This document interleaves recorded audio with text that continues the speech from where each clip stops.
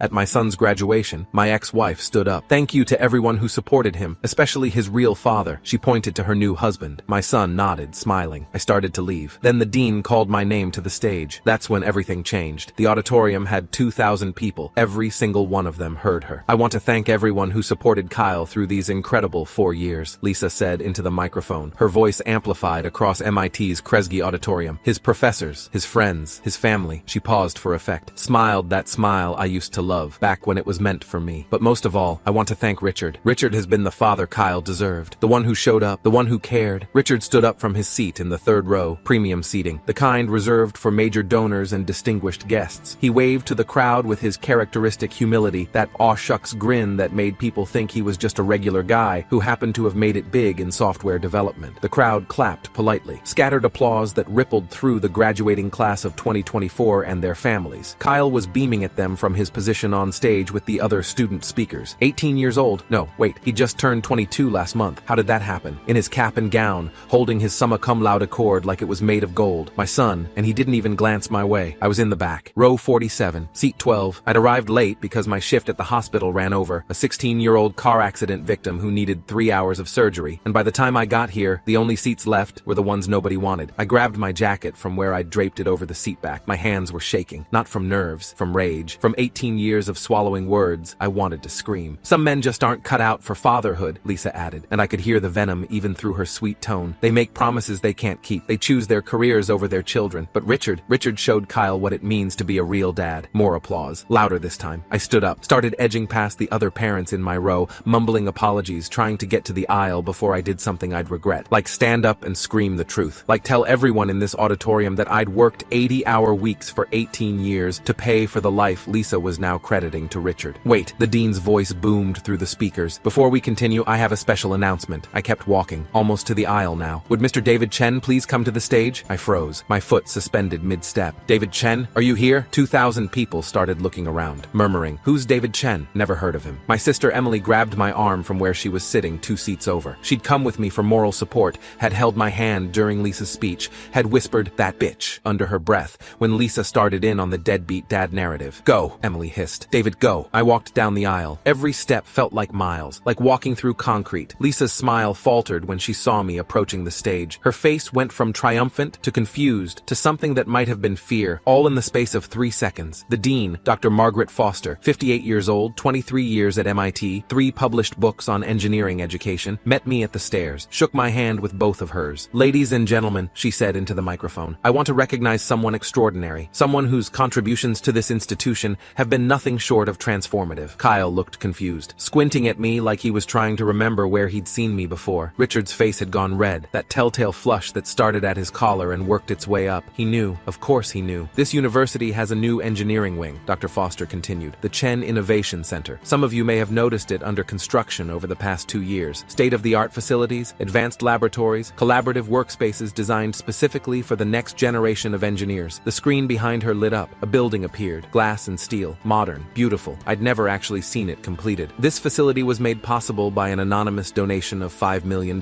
Gasps rippled through the crowd. People started whispering, who would donate $5 million? Must be a tech billionaire. Maybe someone from the board. The donor requested that his contribution remain anonymous, Dr. Foster said. "But today, with his permission, I'm revealing his identity." She turned to me. "David Chen funded this building, working as a cardiothoracic surgeon, taking every available shift, working double and triple duty for 3 years to make it happen." Lisa's mouth fell open. Actually fell open, like a cartoon character. "But that's not all." Dr. Foster was enjoying this. I could see it in her eyes. "Mr. Chen also established the Chen Scholarship Fund, full tuition, room, and board for 50 students every single year, prioritizing students from underserved communities who demonstrate exceptional promise in STEM fields." The audience erupted. Standing ovation, 2,000 people on their feet. I stood there feeling exposed, vulnerable. This wasn't what I wanted. I'd specifically requested anonymity, but Dr. Foster had called me 3 days ago, had said there was something I needed to know, had asked permission to make this announcement. I'd said yes without understanding what I was agreeing to. "Kyle Chen is one of those scholarship recipients," Dr. Foster continued over the applause. "His father made sure of it, made sure his son could attend MIT without the burden of student loans, without the crushing debt that destroys so many young lives." Kyle's face went white, chalk white. "In total, Mr. Chen's contributions to this institution exceed $8 million. The applause got louder. Richard sat down hard, like his legs had given out. Lisa was crying now, but they weren't sad tears. They were angry tears, furious tears, the tears of someone whose carefully constructed narrative was disintegrating in real time. "I don't understand," Kyle said into his microphone, his voice cracking. "Dad, you never told me because he asked us not to," Dr. Foster said gently. "He didn't want recognition, didn't want credit. He just wanted to ensure that his son and students like him would have every opportunity to succeed." She handed me the microphone. The weight of it in my hand felt like the weight of 18 years. I looked at Kyle, really looked at him. He had my eyes, my chin, my hands, long fingers, surgeon's hands, though he'd chosen computer science instead of medicine. "You said Richard paid for college?" My voice came out steadier than I felt. "I did, every penny. 4 years at MIT, $283,000 in tuition, room, and board." Kyle's legs wobbled. Someone, a faculty member maybe, brought him a chair. He sat down hard. "The apartment you live in off campus? I co-signed the lease. Paid the security deposit? Paid the first 6 months rent while you got settled? Your car? The Honda Accord you drive? I bought it. Cash. Gave the title to your mother to give to you. She told you Richard bought it. But Mom said—" Kyle's voice was barely audible. "Your mother cashed my checks and told you they came from Richard." The crowd went silent. You could hear people breathing. Lisa stood up. "That's not David. That's not fair. I have receipts." I pulled my phone from my pocket. Had everything backed up. 18 years of documentation. Every single payment, every check, every wire transfer, every tuition installment, time-stamped, dated, saved. Richard tried to pull Lisa down by her arm. She shook him off violently enough that people nearby flinched. "The child support that supposedly stopped when you turned 16? I looked at Kyle. "It never stopped. $3,000 a month. Every month. From the day your mother and I divorced when you were 4 years old until last month when you turned 22. That's 18 years. $648,000. Someone in the audience gasped. "You're lying," Lisa hissed. "You're making this up. You're trying to ruin this day." Dr. Foster held up a folder, thick, legal-sized. "We verified everything, Mrs. Patterson. When Mr. Chen made his donation to the university, we conducted standard due diligence, background checks, financial verification. We discovered the scholarship fund he'd established in his son's name. When we started asking questions, the full picture emerged." Lisa's face crumbled, started to cave in on itself. "Why didn't you tell me?" Kyle whispered. "Why didn't you? All these years I thought you didn't care. I thought you'd abandoned us." Mom said, "I know what your mother said." My voice broke. Couldn't help it. "Because you were happy. Because every time I saw you, at those supervised visits when you were little, at the awkward lunches when you got older, at the birthdays you let me attend, you were smiling. You were thriving. And I thought that's what you needed. I thought if you believed Richard was your real father, if you believed he was the one providing for you, you'd have the stability I couldn't give you. But you were giving it to me." Richard was there when I couldn't be. I looked at Richard. He wouldn't meet my eyes. When I missed birthdays because I was in surgery. When I missed baseball games because I was working a 72-hour shift. When I missed school plays because I was at a medical conference trying to advance my career so I could make more money to support you. Richard went to those things, and you deserve to have someone there. Richard looked at his shoes. Italian leather. Probably cost more than my monthly car payment. "But don't you ever—" I turned to Lisa. Ever tell my son I didn't care. Don't you dare stand on this stage in front of 2,000 people and erase me. Don't you dare call me a deadbeat when I've given everything I have to make sure Kyle had every opportunity." My hands were shaking again. Dr. Foster steadied me with a hand on my elbow. "The Chen Innovation Center has one more feature," she said, taking back the microphone. "Something Mr. Chen requested specifically." She clicked a remote. The screen changed. A plaque appeared. Bronze. Beautiful. Mounted in the main lobby of the new building. The inscription read, "For Kyle, my son, my pride, my everything. May you build a future as bright as you've made my life, Dad." Kyle made a choking sound, put his face in his hands. His shoulders shook. "There's one more thing," I said, taking the microphone back. My voice was steady now, strong. 18 years of swallowing words had ended. "Lisa, you gave a beautiful speech about Richard being the father Kyle deserved. About him showing up." She was frozen, staring at me like I was a stranger. Maybe I was. Maybe the David she'd divorced. Young, overwhelmed, working 100-hour weeks at a residency program while trying to be a father. Maybe that David was gone. "You're right," I continued. "He showed up to games, to birthday parties, to school events. He was there, physically present." I pulled up my photo gallery, started scrolling. Want to know where I was? I held up my phone, started showing photos on the screen behind me. Dr. Foster had connected my phone to the projection system without me noticing. Pictures of me at my desk, at the hospital, in scrubs, in my office at 2 a.m., at 3 a.m., at 4 a.m. Timestamps visible on every photo. Working, so Kyle could have those parties. So Richard could afford to show up with the $3,000 I sent every single month. Lisa's face went purple, actually purple. "You stood on this stage and called me a deadbeat, in front of 2,000 people, in front of my colleagues. Yes, I have colleagues here. MIT collaborates with Mass General on cardiac research. In front of my son. You told everyone I wasn't cut out for fatherhood." I looked at the crowd, at all those faces staring back at me. "She's been telling everyone for 18 years that I abandoned them, that I walked away, that I chose my career over my child, that I wasn't man enough to handle the responsibility." I turned back back to Lisa. I just donated $8 million to this university. I've paid $648,000 in child support over 18 years. I bought Kyle's car, his apartment, his education, his study abroad program in Tokyo. Yes, I paid for that too. $43,000 for a semester at Waseda University. My voice was steady now, calm, like I was in surgery, like I was making an incision. Clean, precise, controlled. And you took credit for all of it. You and Richard stood there and accepted my son's gratitude for things I provided. You let him believe you were his saviors while I was the villain who abandoned him. Dr. Foster stepped forward. There's actually one more document the university's legal team discovered during their verification process. She held up papers, official looking, legal sized. The divorce settlement, 18 years ago, filed in Massachusetts Family Court. Judge Patricia Wainwright presiding. She started reading. It stipulated that Mr. David Chen would pay child support in the amount of $3,000 monthly until Kyle Chen reached the age of 18, with provisions for college expenses to be split equally between both parents. She looked at Lisa. It also stipulated, in Section 7, Paragraph 3, that Mrs. Lisa Chen, now Lisa Patterson, would not disparage, demean, or misrepresent Mr. Chen to their son, that she would encourage a healthy relationship between father and son, that she would not interfere with visitation or create a hostile environment. Lisa's mouth opened, closed, opened again. Violation of that clause results in repayment of all child support received, plus interest calculated at the statutory rate of 5% annually. Lisa went white, whiter than Kyle had gone. $648,000 in base support, plus 18 years of compound interest. Dr. Foster did the math in her head. She was an engineer, after all. Approximately $973,000, due immediately upon judicial finding of violation. She paused. Let that sink in. The university's legal team will be providing this information to Mr. Chen's attorney, along with recordings of this speech. Yes, we record all commencement ceremonies, and affidavits from multiple witnesses including faculty members who've heard Mrs. Patterson make similar statements about Mr. Chen over the past 4 years. Lisa grabbed the podium to steady herself. Richard was standing now, trying to get to her, trying to,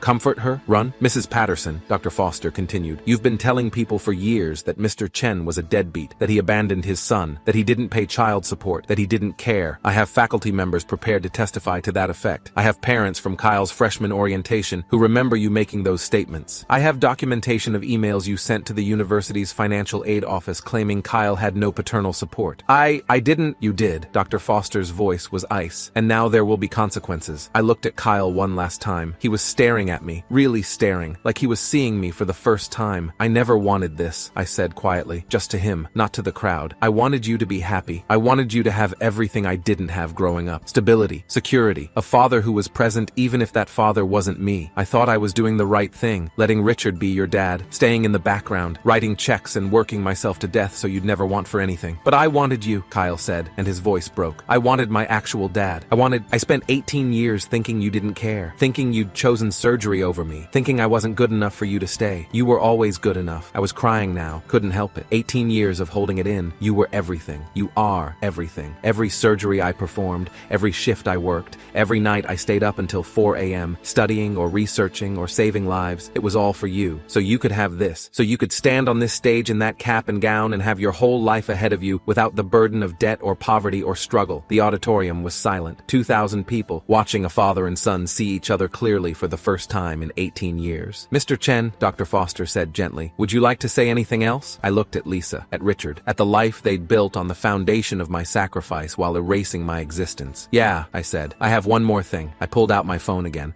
pulled up my banking app, showed the screen to the audience. This is my checking account. Current balance, $873. This is what I have left after donating $8 million to MIT, after paying 18 years of child support, after buying Kyle everything he needed. I scrolled. This is my savings account, $12,000. That's my emergency fund, my retirement, my entire financial cushion. I looked at the crowd. I'm 52 years old. I'm a cardiothoracic surgeon at Mass General Hospital. I make $470,000 a year. I should be wealthy. I should have investments, property, a comfortable retirement fund. I turned to Lisa and Richard. Instead, I have less than $13,000 to my name because I gave everything to my son. While you, I pointed at them, built a life of luxury on my sacrifice. You bought a house in Newton. You drive a Tesla. You vacation in the Hamptons, all while telling everyone I was the deadbeat who didn't contribute. We didn't know, Richard started. You knew. I cut him off. You knew exactly where that $3,000 came from every month. You knew Lisa was cashing checks from me. You knew I was paying for Kyle's education. You just didn't say anything because it benefited you, because you got to play the hero while I played the villain. I handed the microphone back to Dr. Foster. I'm done. I'm done being erased. I'm done being the deadbeat in the story story Lisa tells. I'm done sacrificing everything while getting nothing in return. Not even acknowledgement, not even a thank you, not even the basic human decency of being recognized as Kyle's father. I started to walk off stage. Dad! Kyle's voice stopped me. Dad, wait! I turned around. He was standing now, walking toward me. He stopped 3 feet away. We stood there, father and son, strangers who shared DNA and 18 years of misunderstanding. I'm sorry, he whispered. I'm so sorry. I believed her. I believed everything she said about you. I thought you didn't want me. I thought you'd abandoned us. I know what you thought. It's not your fault. It is my fault. I should have asked questions. I should have tried to understand. His voice broke. I should have known you better. You were a kid. You believed your mother because that's what kids do. You trusted the adults in your life to tell you the truth, but she lied. Yes, she did. Kyle looked at Lisa, at Richard, at the people he'd called mom and dad for 18 years. Did you know? He asked them. Did you know he was paying for everything? Did you know he was the one funding my education, my apartment, everything? Lisa couldn't speak. Richard looked at his shoes. Answer me, Kyle's voice echoed through the auditorium. Did you know? We knew, Richard finally said. We knew about the child support. We knew about the college fund. We thought it was better if you didn't know. If you just saw me as your father. If David stayed in the background. Better for who? Kyle demanded. Better for me? Or better for you? No answer. Kyle turned back to me. Can we talk? After this? Can we go somewhere and talk? Really talk? I have 18 years of questions. I have 18 years of answers, I said. He smiled. Small, tentative, but real. Kyle Chen, Dr. Foster said into the microphone. Your father just exposed one of the most egregious cases of parental alienation I've seen in my 23 years in education. But he did it not to hurt you, not to embarrass your mother, not to seek revenge. He did it so you would finally know the truth. That's love. That's fatherhood. That's what it means to put your child first, even when it costs you everything. The audience started clapping again, slowly at first, then building, then erupting into a standing ovation that lasted 3 full minutes. Lisa and Richard didn't clap. They sat there, frozen, destroyed, as the truth of what they'd done, what they'd been complicit in, crashed down around them. The lawsuit came 6 weeks later, filed by Jennifer Martinez, attorney at law, 15 years specializing in family law, partner at Martinez and Goldstein. She'd contacted me 2 days after graduation. Mr. Chen, I was in the audience. I saw what happened. I'd like to represent you pro bono in recovering the child support payments